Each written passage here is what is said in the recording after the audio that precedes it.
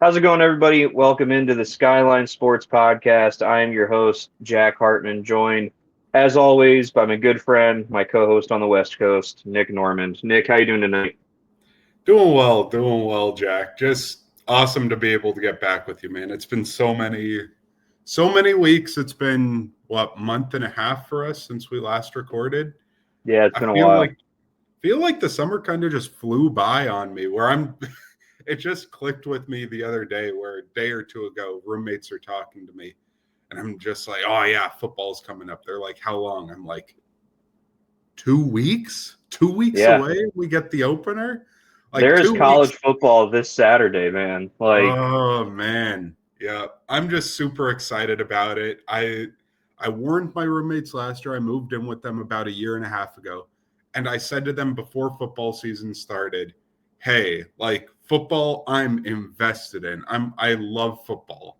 And then football season started. I'm watching football out in the living room, got every single game on. I'm out there every Sunday after church watching every single game, Sunday morning to Sunday night, every single game that you can watch. And then after like a month or two, one of my roommates is like, Nick, when we moved in, like I know that you said that you like football, but I didn't realize you meant you like football like this.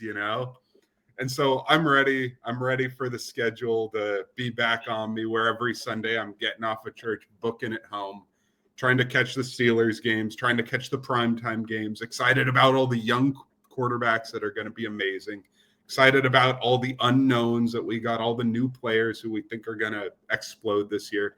I'm just super excited about it, man. How are you doing, Jack? It has been a while. Yeah, it has been a while since the last time we recorded. My wife and daughter and I moved across the country. And so we are now in Pennsylvania, back pretty close to where I grew up, which has been really, really nice just to be around family and stuff again. And yeah, excited for football season to start. I'm excited that for the first time in 7 years, I will be able to sit down and watch every Syracuse football game with my dad again, like I did when we were in high school or when I was in high school. And so that I'm really, really looking forward to. And so yeah, no, it's been great. Way less hot than in Texas, which has been nice. Mm-hmm. And yeah, fall and football season are actually going to feel like fall and football season, at least to me, for the first time in a few years. So I'm really, really looking forward to that. And I have so, one other question for you, yeah, by go the way. ahead.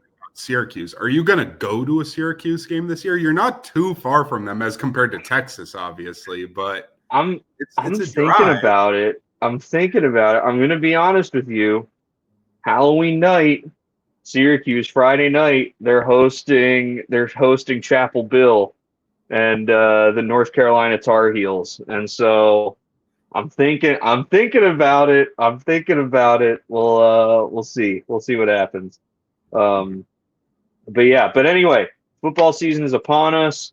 Around this time last year, we did a pop drop lock episode where we went through and talked about teams that we felt were going to pop. We're going to have a drastic improvement from the previous year. A team that we felt was locked in right where they were at, like they're going to be consistent, consistently good. Of course, we could all say every year, like, hey, the Carolina Panthers are our lock. They're always going to be bad. But in theory, we're a team that is good that we're locking into that spot. And then a drop, or excuse me, pop, drop, lock, drop is a team that was good, and we think they're going to come back down to earth a little bit. Might change position of where they fall and stuff like that. And so that's what we're going to do tonight. This is probably going to be a little bit of a shorter episode, but it's nice to get back up in the saddle a little bit, and ease our way back into this thing. And so we're really, really excited that we're back. Excited to get into a regular routine of recording and posting. We're hoping this fall to be posting every day on Friday before the weekend slate ahead.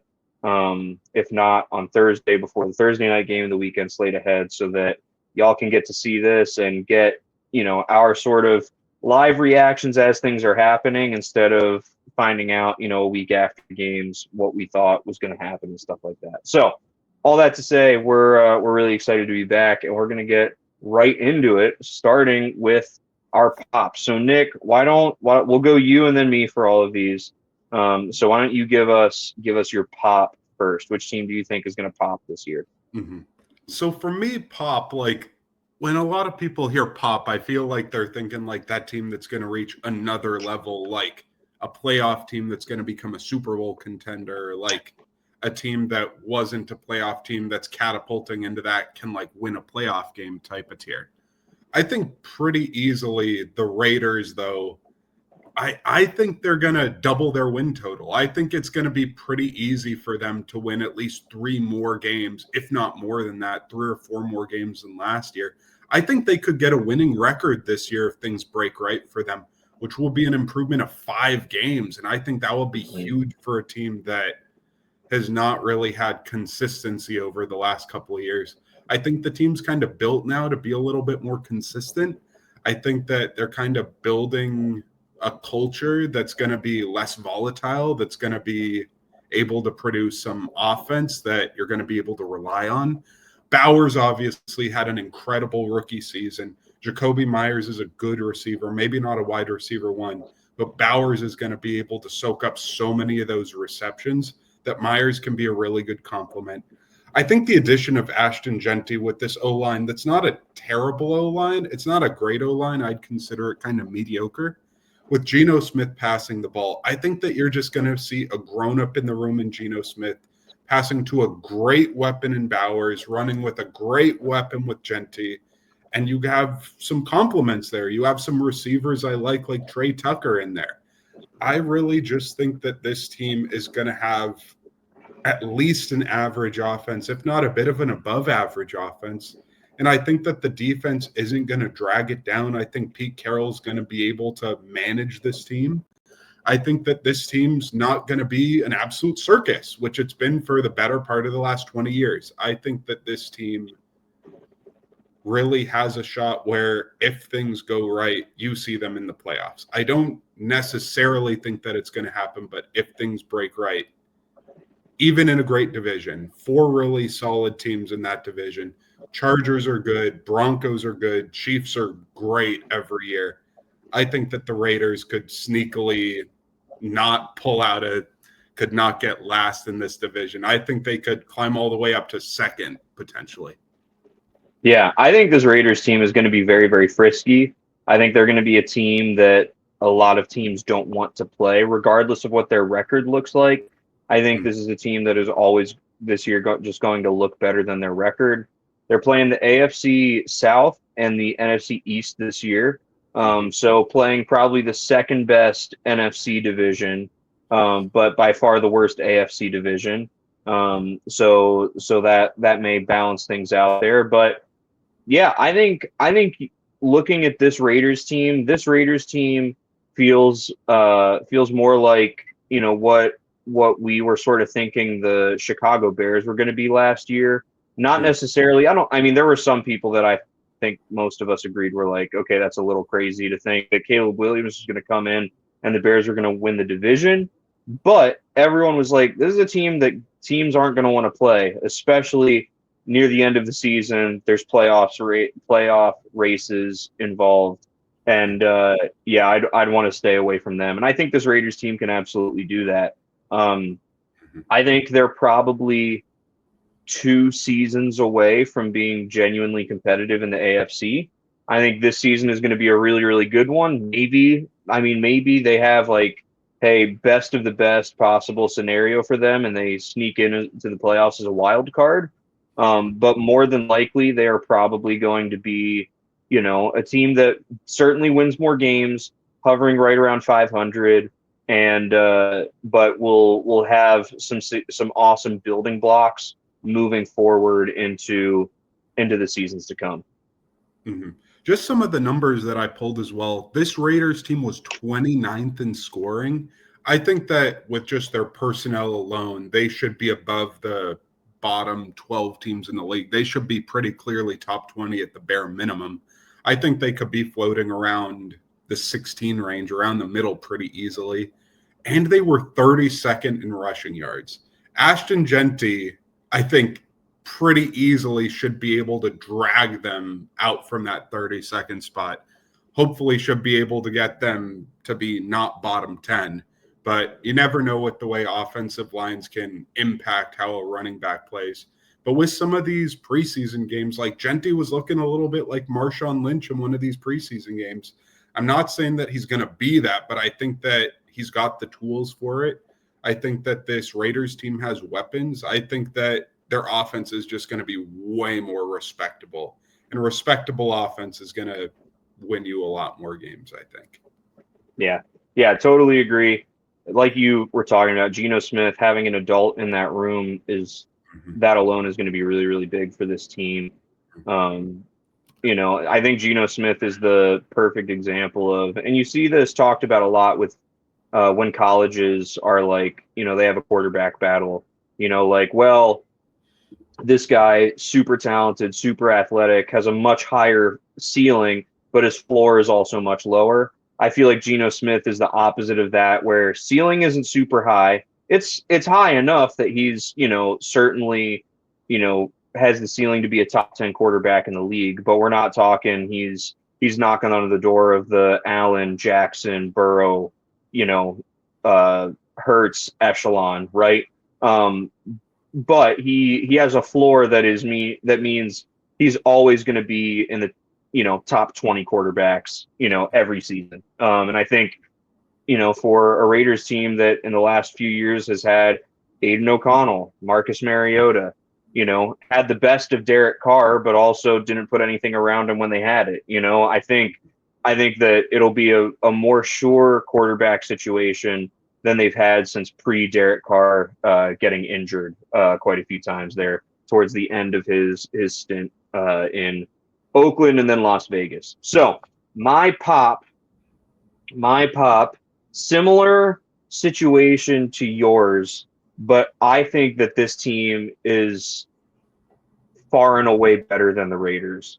And has turned things around like the Raiders, but even better this last offseason, and that is the New England Patriots. I think that the New England Patriots have a legitimate chance to be a wild card team this year. When I look at the AFC East teams, the Bills are clearly number one, and honestly, I've got New England slotted in at number 2 right now.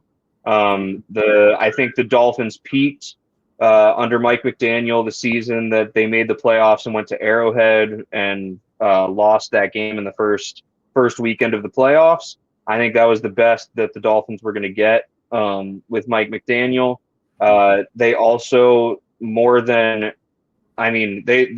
the Lions had the injury bug last year, but no one can stay healthy in their defensive backfield so far, and we're still in the 3rd week of preseason.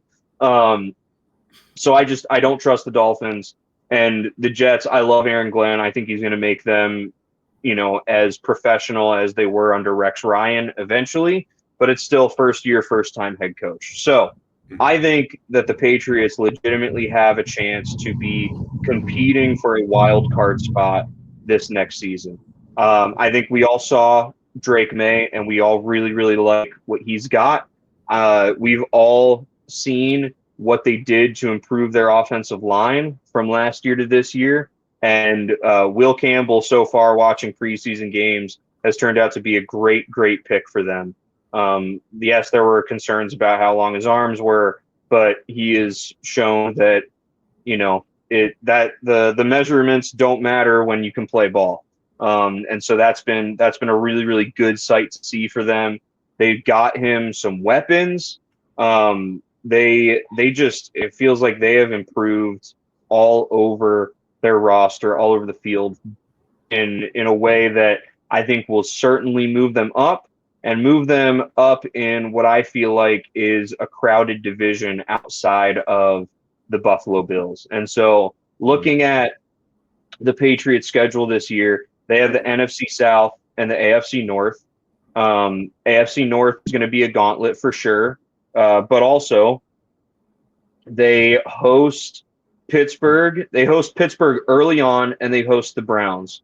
I think those could easily be 2 games that they win, and then they split the AFC North games.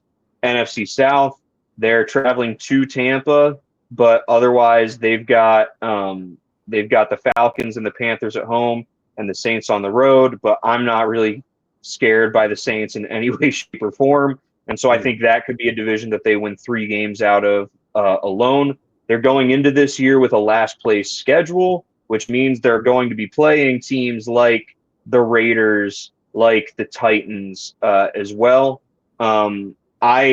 I think that this schedule is very, very favorable for this team, and I really, really like the improvements this team has made this year. And so the New England Patriots are my pop. I think they're going to be in those last couple weeks of the year, and their last 2 games are at the Jets and home versus the Dolphins. I think both of those games are games that are going to potentially affect them making or missing the playoffs as wild card. Mm-hmm. I like that. I like the Patriots pick. I feel like it's very trendy right now. Like you'll see for a lot of people for their pop team, the Patriots are the pick. And I don't blame anybody for that. I think the Patriots did do things to build a foundation where I think the defense is good and they invested heavily in their defense with free agents. The offense was terrible and they invested in the offensive line in the draft and to add some veterans in there with Bradbury, with Morgan Moses.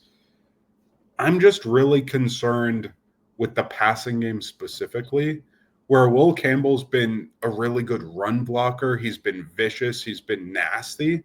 But I'm just worried about that offensive line in the pass game, being able to defend him. I'm just really worried, too, with his weapons in the pass game, where Stephon Diggs took a step back when he went to Houston, then tore his ACL. I just don't know that I think if the season went perfectly for him, he'd get 800 yards this year. Like, I think that's if he reached like the best Stephon Diggs that he could be right now at this point in his career.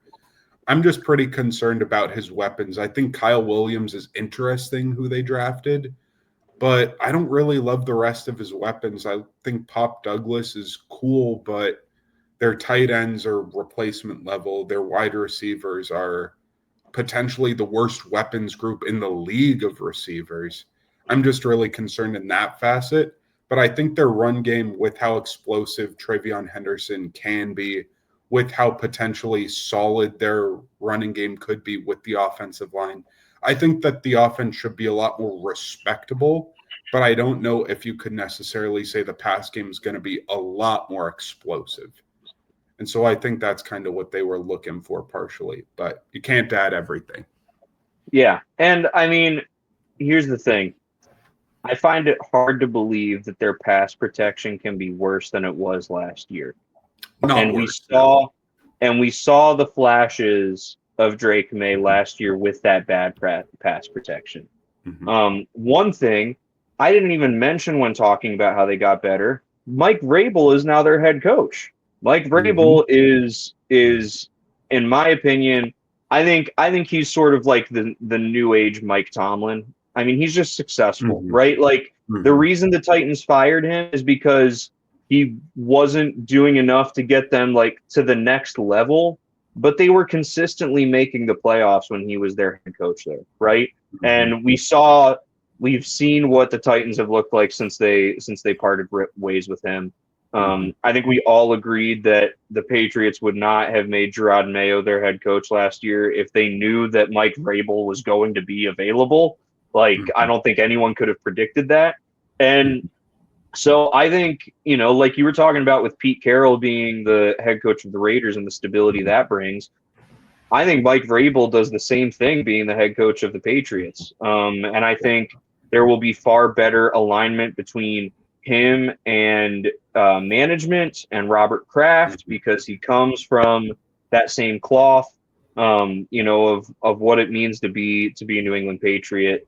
I think that, that will significantly help Drake May's development. It's going to significantly help the development of the defense. And I think that he alone is going to get them at least 2 more wins without all of easily. this. But I'm saying I think he alone could have gotten last year's team 2 more wins, let alone all of the changes to the roster, all of the improvements there. Even if they're small, like, well, if everything is bad and you improve everything 10%, that adds up in a drastic way. So anyway, we talked about our pops enough. Nick, let me hear your drop.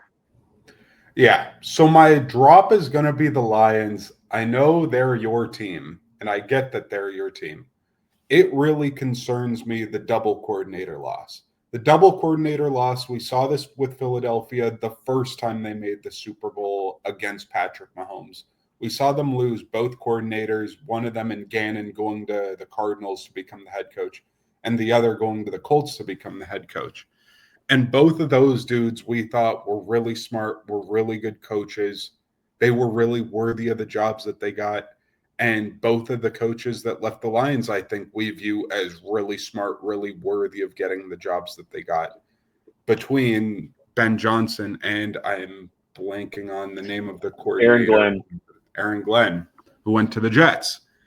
Both of those dudes we think are really intelligent, really elevate their players. I think we can clearly say Aaron Glenn was elevating a defense that was devoid of talent after injuries last year. And Sure. Ben Johnson has consistently been elevating an offense that has really good weapons and a really great offensive line to the number 1 offense in the league by far. No question about it, just blowing people's doors off. I think those coaches elevate their players, and I think between both of those coaches, each of them are worth multiple wins potentially, where 1 to 2 wins each. And just the loss of both of those dudes, I think you're going to see an offense that's going to be a little bit more clunky. I think the offensive line's deterioration with Zeitler leaving, with Ragnow retiring, is also going to be a problem. And I also just think when you win a number of close games and you blow out a number of teams, when the blowouts are against really bad teams and your schedule is going to be quite different this year compared to last year as far as how easy last year's schedule was for them in a variety of ways, I just think that the simple fact of them winning so many games makes it to where they can lose so many more of those games and still be basically as good of a team. And I think they're going to be a worse team. Like, if the team just copy and pasted last year to this year's team, same coordinator, same players, same everything, I think it will be hard for them to win the same number of games last year to this year just because of their schedule. Add on top of that the offensive line losses and the coordinator losses, and I think that you could sit around 10, 11 wins, and that's 4 or 5 fewer wins than last year. And I think that the Lions could still be a really good team, could still win the division, but that's still a massive drop-off in win total, even though they were disappointing in the playoffs and getting shellacked by Washington due to the defense being as good as a wet paper towel.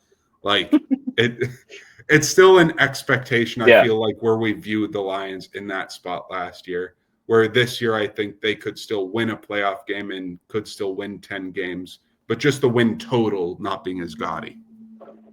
Yeah. I know that they are not going to win 15 games again this year. Like, that's just that is reality. That is a hard thing to do. And so that's not going to happen this year. I see the loss of the coordinators from both sides. Not meaning both sides, offense and defense, but seeing both sides of the, like, man, that's going to make things really rough, and also that might not be so bad. So I'm more concerned about the loss of Aaron Glenn than Ben Johnson, personally. I know that Ben Johnson is the sexy thing. You know, he's the great offensive weapon, you know, and all of that. But my concern with him, and we saw this a lot, we saw it in the playoff game, is he gets in his own way, and he gets in his own way a lot. You know, this is my call sheet. No matter what happens, this is what we're sticking with. Okay, well, you know what? Like, Ben, it might be time to actually hand the ball off instead of running play action, 6 downs in a row. Like, hey, Ben, I know that we're down 2 touchdowns in the fourth quarter of a divisional playoff game, but I don't think we should run a wide receiver reverse pass with Jamison Williams, right?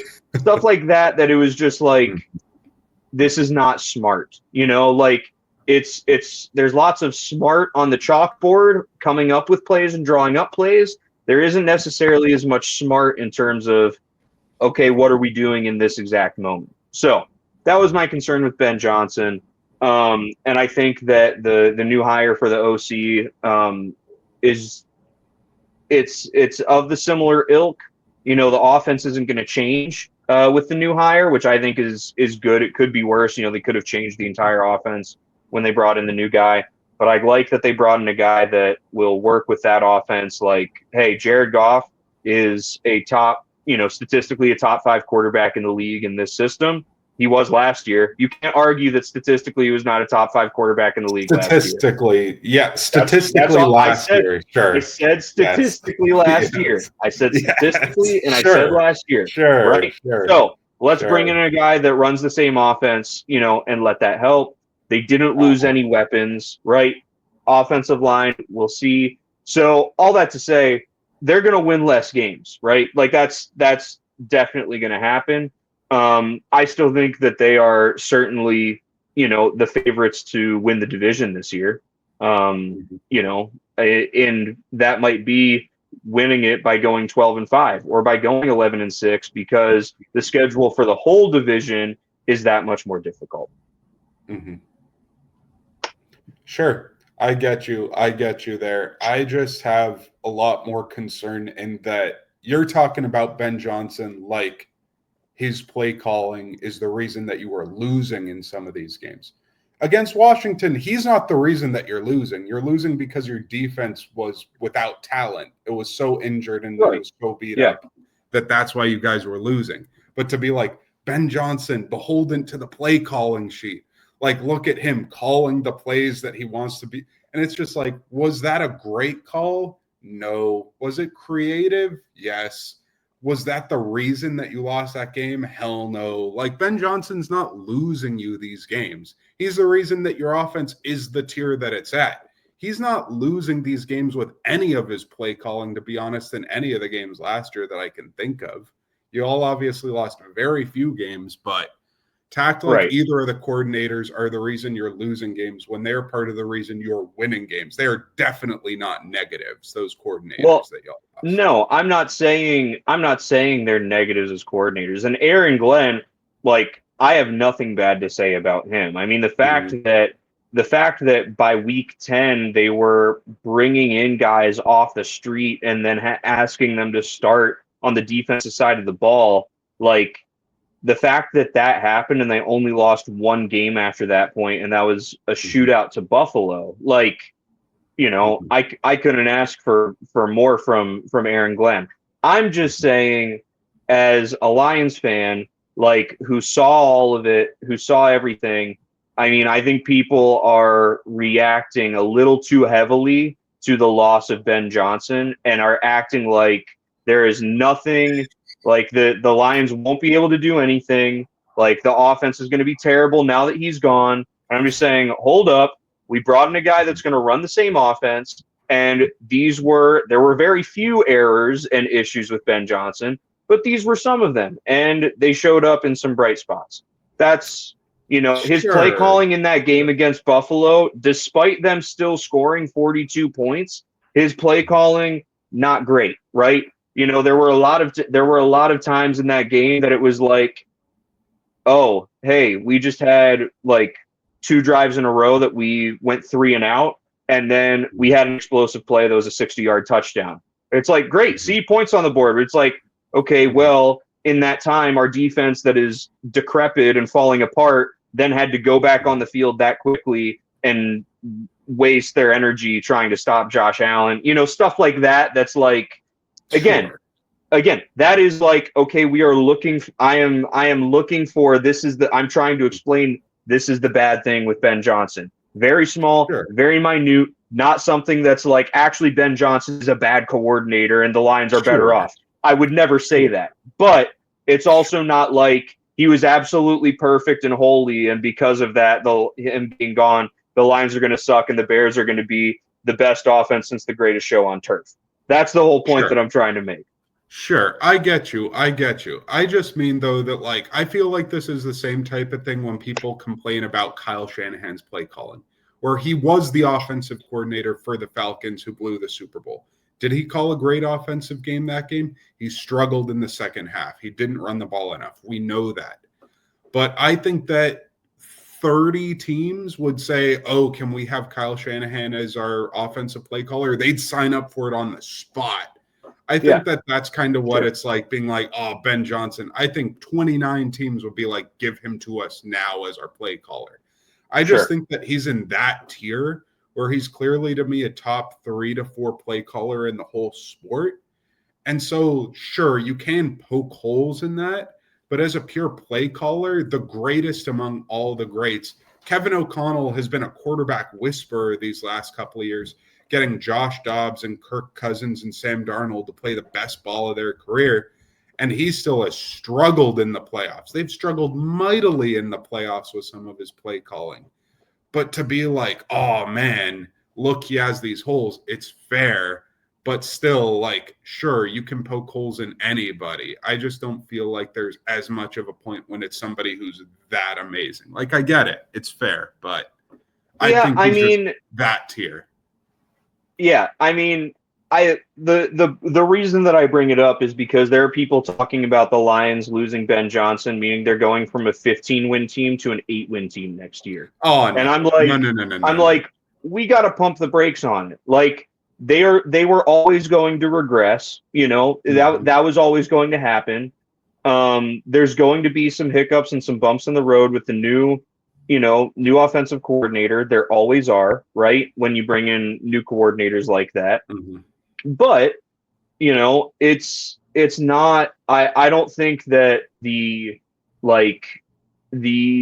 loss, while the loss is significant, I don't think the results of the loss, I think this is the best way to put it. I don't think the results of the loss of Ben Johnson are going to equal what people are acting like the results of the loss of Ben Johnson are. If people are saying 8 wins, I think that's pretty psychotic. I think I don't think anyone actually is, but it's just the reaction behind it of like, yeah, I mean, I don't know. The Lions might be the 3rd best team in that division since they lost Ben Johnson. And I'm like, if that alone is not the reason that they would be the 3rd best team in that division, let's pump the brakes a little bit. Yeah, that's fair. But to say, like, could they be the 3rd best team in this division? I don't think so. But last year, the 3rd best team in this division won 11 games. Could this Lions team win 11 games? I think it's really on the table. I think it's a high percentage. I think that the most likely outcome's like 10, 11 wins. I think they're right in that ballpark, probably on average right now.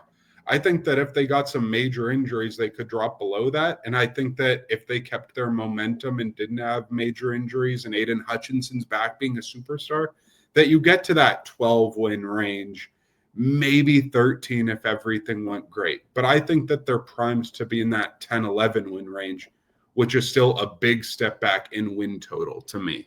Sure, definitely. Yeah, no, I 100%.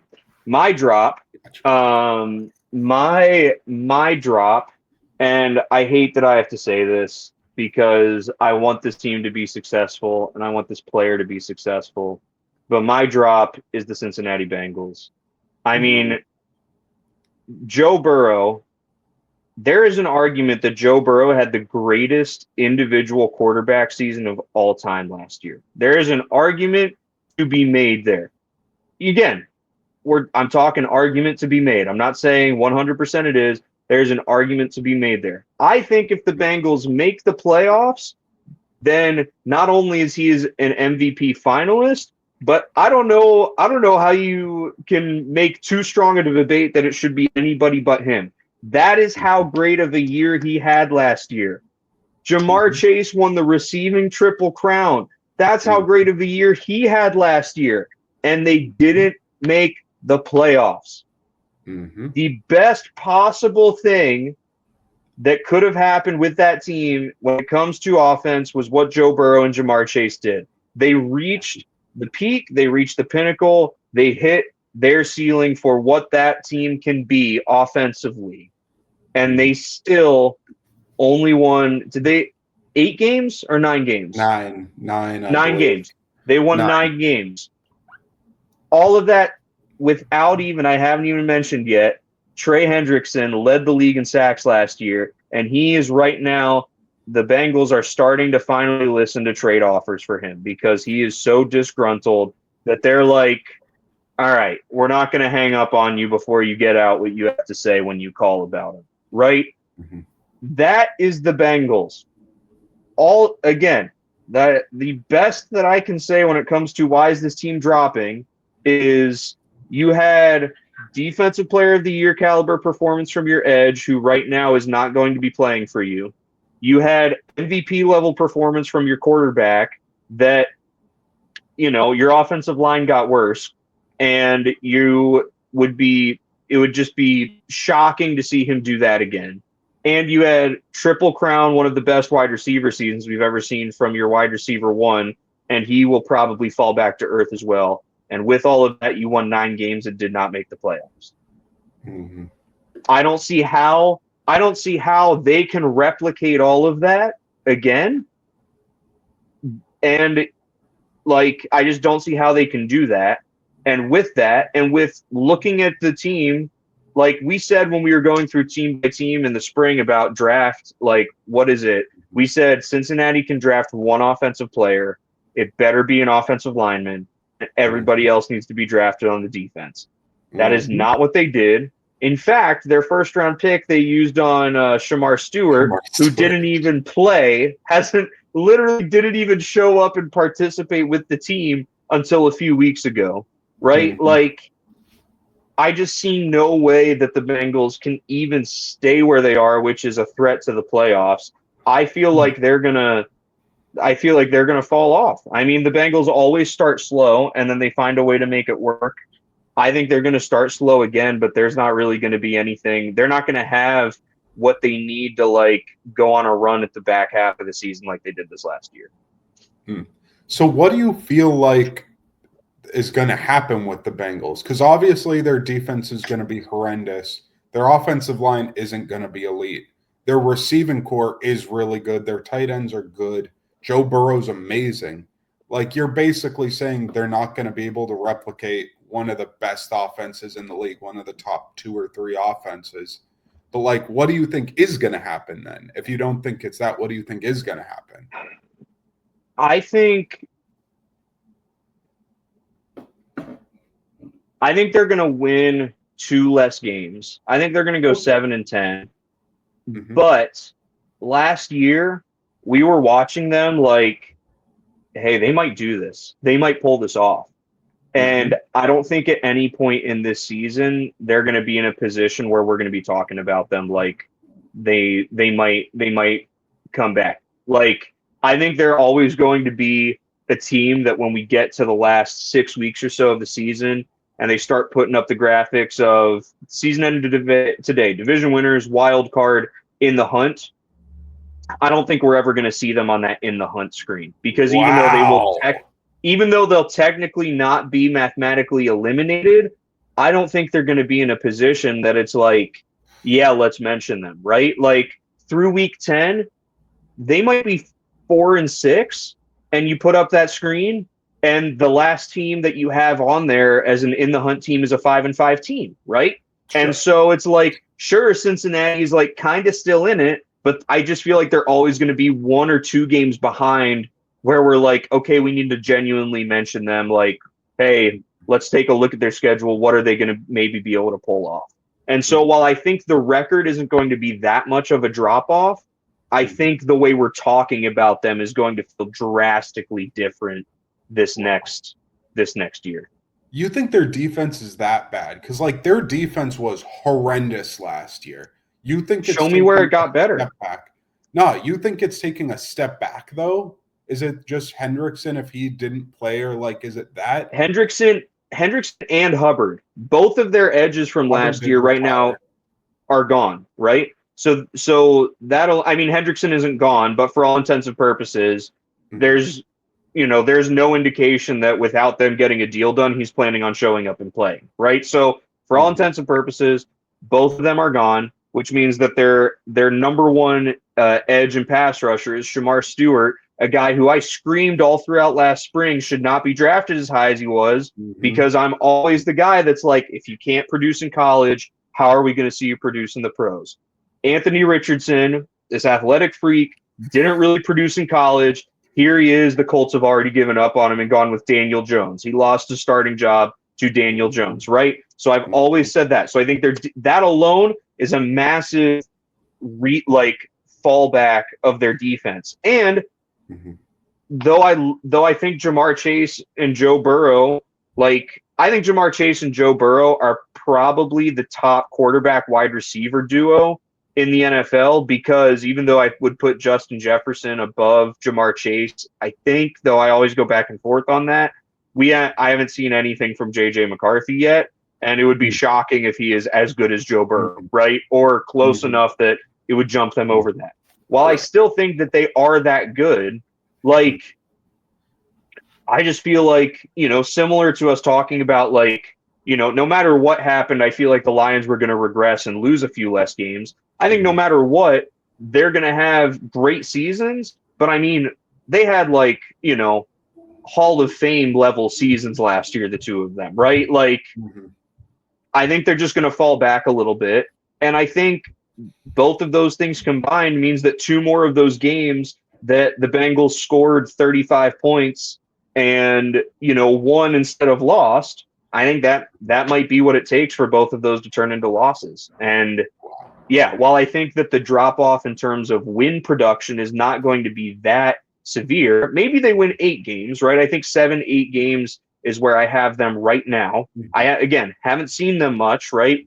Maybe we'll see them and it'll be a very different story. But from everything that we've seen, looking at the depth chart, everything, the losses they had compared to the games this last offseason, I think they're going to lose 1 to 2 less games, but I think the conversation around them is going to be much, much different. Instead of this team that is coming streaking towards the end of the season, and they're doing their part. They need a couple losses here and there for them to sneak into the playoffs. I think they're going to be a team that might be a season ruiner for somebody else without actually being in a place that means they're putting themselves in the race. Gotcha. Okay, I feel like I can get along with that a little bit more. But betting against Burrow and Chase, man, they just put up such great music together. And I think that offense is just to that level, or even Chase Brown out of the backfield, T. Higgins being healthy. I just feel like that offense is going to be top 3 in the league, clearly still, if everybody's healthy. Where it's going to be hard to bet against it. Even I think that this could look like those 7-9 Saints teams from the early mid 2010s, where Drew Brees was passing for 5,000 yards and the offense was amazing, but the defense was just that dreadful. I do think that that's probably fair. I just don't think that that's as massive of a drop off. I think the gap between their defense and offense is the biggest in the entire league, but wow. Well, the other thing is the Bengals offensive line last year in a pretty similar spot to the Patriots offensive line last year, right? The Patriots we talked about earlier when I had them as my pop got significantly better at offensive line. I don't think that the Bengals really did. The that preseason game against Washington, it was bad, man, So I Washington think that has the worst D-line in the league, I think. I think Washington, right. You look at their D-line, it's horrendous. But right. And I think Von Miller wasn't playing, which, it's not like he adds that much, but at least he's a guy that has a notable name, right? So I just think with a small regression of Burrow and Chase, I think the defense regresses much more with the loss of Hubbard and Hendrickson, and offensive line not getting any better, especially then thinking about the schedule that they have this year. they play the NFC North and they play the AFC East, it looks like. Yeah, the NFC North and the AFC East. I think that, and they're in the AFC North, right? So I think they're playing, I think the difference in divisions is actually a lot closer than people think in the AFC. A lot of people are like, oh, the AFC West is so much better than everybody else. I think we should pump our brakes a little bit. I think the AFC North is always competitive, right? Mm-hmm. They have to play Buffalo. They have to play what I think is a much better New England team. And they have to play Miami and New York, who, while I don't think are going to be playoff teams, I think they're going to be frisky teams similar to the Raiders that are going to win some games that people are going to be like, oh, shoot. And people won't want to play them. Mm-hmm. And then the NFC North that put 3 teams in the playoffs last year, right? I just see a much more challenging schedule combined with small regressions here and there and significant drop off to the pass rush. That means, for me, I think for them to win 9 games again this year, Joe Burrow and Jamar Chase need to have better seasons than they had last year, which just seems crazy to think about, right? If anybody can do it, they can do it. But anyway, so Bengals are unfortunately my drop. I want success for Joe Burrow so bad. I really do, but yeah. Joe Burrow is just so likable too, man. He can play that villain. He's just so cool and charismatic. People just love to watch. He's awesome, man. He's such a throwback quarterback too, where he feels like the Montana and the Brady, like that kind of dude when you watch him. He's just so cool. But man, all right, let's move on to our locks. Yes, my lock. My lock is a team in the same division where the team that I picked for my drop resides in. That will be the Green Bay Packers. I just think that the Green Bay Packers, they're in a division where I think 2 teams are going to be dropping. I think the Vikings are primed for a drop. I think J.J. McCarthy could be good. He looked really interesting in the preseason last year to me. And I think Sam Darnold's kind of fool's gold, in my opinion. But I think McCarthy could be solid. I think the Vikings are going to drop. I think the Lions are going to drop. And the Packers' main issue they had last year was within their division. They went 1-5 in their division. And I just think that if you look at that roster, if you look at the way their season went last year, Jordan Love started the year off looking okay against the Eagles and then got really badly injured against the Eagles. I thought he could have torn his ACL or obliterated his knee in that game. And then he came back a couple of weeks later. But I just think that the loss of momentum for them last year stopped Jordan Love on an upward trajectory for last year. I think this year, if we get a Jordan Love that levels up into that conversation I think he could be going into, that you see an offense that's mature. I think they have a variety of weapons that are really solid. I think their tight ends are really good. I think that Reed's a really good player. I think that Matthew Golden could be really good. I think Christian Watson, when he comes back from the torn ACL, I just think that the speed on that offense, the variety of pass catchers, if you have all those weapons and then insert a quarterback who's not just a game manager who can level up from that, that can be a great offense. Where I think the offense is actually really similar to the Colts, where if you look at the Colts, they've got the offensive line, a variety of pass catchers, good tight end play, good running back. I think the Packers have really good running back, offensive line that they always get to play well together. And that variety of weapons at the tight end position and receivers, if you just plugged in a great quarterback to that Colts team, I think that they're really good. I think that's what this Packers team is going to be. I think it would be if you dropped Jordan Love on this Colts team, that's the kind of team that you're going to be looking at here. I think that they're easily going to be able to get over 9 wins. And I think they're sitting at that 10-11 win spot where I just think that they're going to be really stable. I think that you're not going to see this team fall through the floor. I don't think 7 games is on the card for them. I don't think they could win 7 games if everybody's healthy. I just think they're too good for that. I really have liked the additions the last couple of years where Cooper, the linebacker who was a rookie last year, was my favorite linebacker in the whole draft, and he's gotten glowing reviews. I think that the losses they've had, like Jair Alexander, has been so injured that it doesn't really matter with the loss of him because other corners have played and played solid in his absence. I just think that a professional quarterback taking that step into becoming a lower tier star quarterback, I think Jordan Love's going to be a top 7 quarterback potentially this year, where like outside of the top 4 lock dudes, I think that he could be better than Goff and Jalen Hurts. I think he could be the best quarterback in the NFC, maybe outside of Jaden. I think he's right there if everything goes right. Where I think he's got the stronger arm. I don't think he's anywhere near as mobile as Jaden, but I think he's got a super high level of talent with a variety of weapons in a system that pedigrees quarterbacks. So give me the Packers to level up in that way. Maybe not level up and jump up into Super Bowl contender, but I think they could win a playoff game or two. I don't hate it. I still, and maybe Matthew Golden will turn into this, but I still feel like I need them to have a bona fide wide receiver 1. I feel like their wide receiver core has lots of wide receiver 2s, and they're all, and again, they're all good. I mean, you look at this is their wide receiver room, right? Jaden Reed, Matthew Golden, Romeo Dobbs, Christian Watson, Dontavian Wicks, McCole Hardman, Savion Williams, Malik Heath, Julian Hicks, and then some other guys that are far down on the depth chart.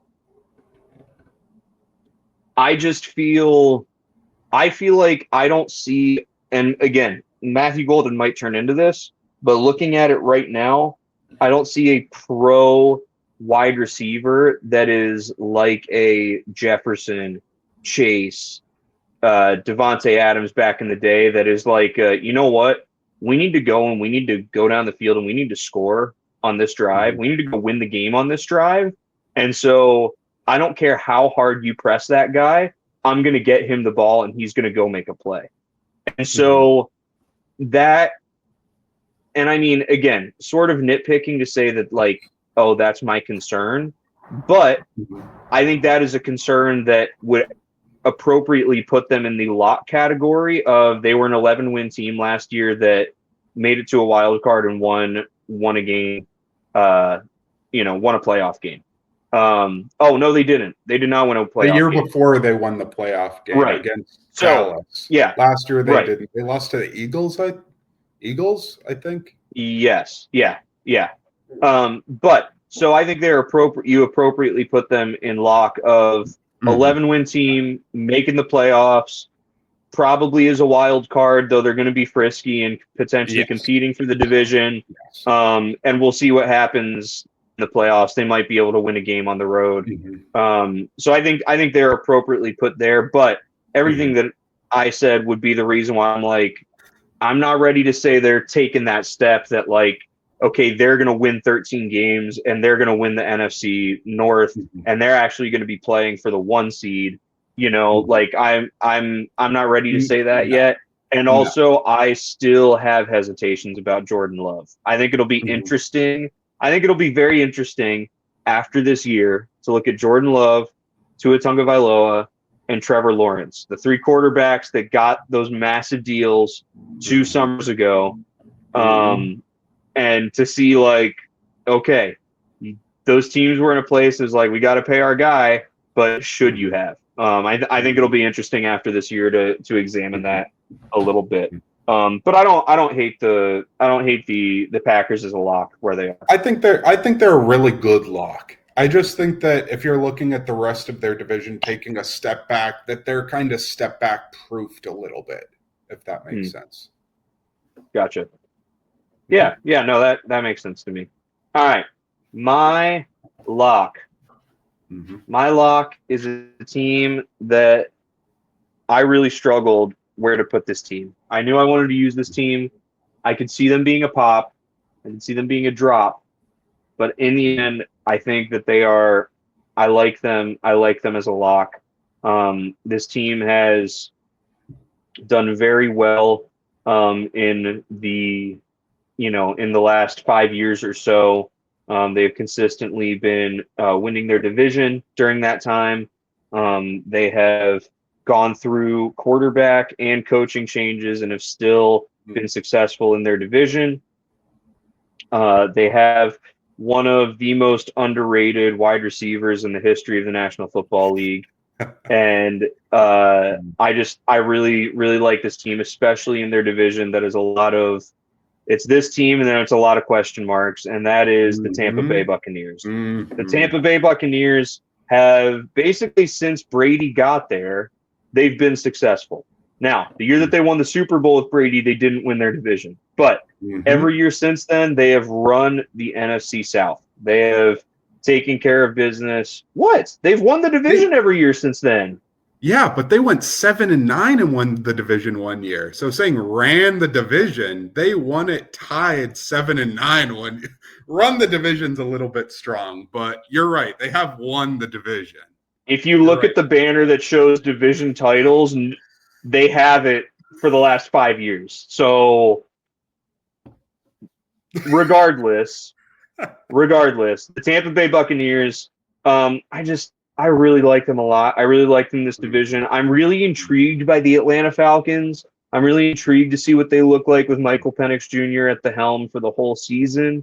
But still, I'm intrigued by that the same way that I'm intrigued to see what J.J. McCarthy with the Vikings looks like, right? We don't know. There is no sample size, with McCarthy. With Penix, there's a tiny sample size, but still, in that tiny sample size that we saw, I had positive things to say, but it was not the same way that I think we all felt about like seeing the little bit of Drake May with New England last year, right? So that'll be intriguing. It'll be interesting. They significantly revamped. The Falcons did their pass rush. We'll see if it works, right? They have 2 rookies as their top 2 edge rushers going into this year. But Tampa Bay, they're just consistent, man. Like Mike Evans is going to go for 1,000 yards.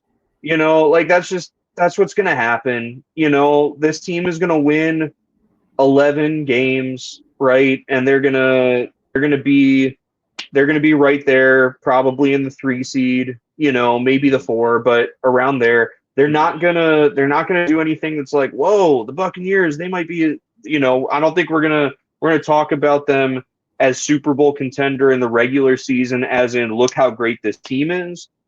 We'll talk about them as they might be a Super Bowl contender because they're going to be frisky and they get in and you don't know what'll happen. But as a former Browns fan who was against moving on from Baker Mayfield, I am very happy that Baker has revived his career in Tampa. Really, really happy that he's been able to have that.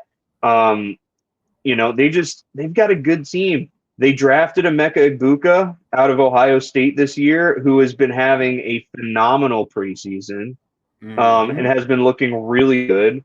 So, you think about Mike Evans, Chris Godwin, and Emeka Egbuka as their wide receiver core. Like, that's sneakily maybe a top 5 wide receiver room in the league, as when we get to the end of this season, right? Like, because again, Mike Evans is going to go for 1,000 yards. Chris Godwin, once he's healthy, he's going to be great. And your wide receiver 3 is a guy who was a wide receiver 1 in college. Like, that's going to be great. Bucky Irving has really come along. Tampa is giving more and more reps to Sean Tucker and taking them away from Rachaad White. And Sean Tucker, when he had his moment in that game against New Orleans last year, proved that he's a force to be reckoned with. Baker has a great relationship with Cade Otton, the tight end. We saw that a lot last year. This defense, I swear they've had Levante David and Vita Vea for like forever, and they're still they just show up and they go to work, man. They added Hassan Reddick. Antoine Winfield Jr. has been very consistent. I like Kalijah Kancey. I really, really like this team. Really like this team. I think that they are in a prime position to continue to do what they do, which is get double-digit wins and win that division, and then get a little frisky in the playoffs. It'll be interesting to see and fun to watch. Mm-hmm. Yeah, I really like that pick, actually, as far as a lock. I think that our picks are actually very similar, where if you took the Packers and the Bucks and just flipped what division they're in, I think you see pretty similar results, where I think they're teams with really good quarterbacks that aren't superstars, aren't one of the top 4 dudes, but are clearly in the class outside of that of like top 12 quarterbacks. I think Sure. they both got the variety of offensive weapons, the good improving run games with really good players, and then defense with a variety of players who are young players who are talented, old players who are still good, and pass games overall that I just think are really awesome, where I just feel like they're very similar teams. And so I think that's a really good pick by you. Yeah. I mean, I think that they're consistent, man. Like they're going to win some games that you're not expecting them to win, right? Like last year it was beating the Lions week 2. The year before that it was beating the Eagles in the wild card. Like they're gonna take care of business in the division, maybe lose one game in the division. But other than that, they're going to take care of business in their division. They're going to go and certainly beat the 2 worst teams in the 2 other divisions that they have to play. Probably steal 1 or 2 more of those games. Win 2 out of their 3 other games that get scheduled, right? And we'll be all said and done. We'll be like, yeah, they won 11 games. They just do that, right? Right. And right. I think they'll be in a. I think the winners of the NFC North and the NFC East are going to be seeds 1 and 2 in the NFC. I think Tampa Bay is going to be seed number 3, and whoever wins the NFC West is going to be the 4th seed.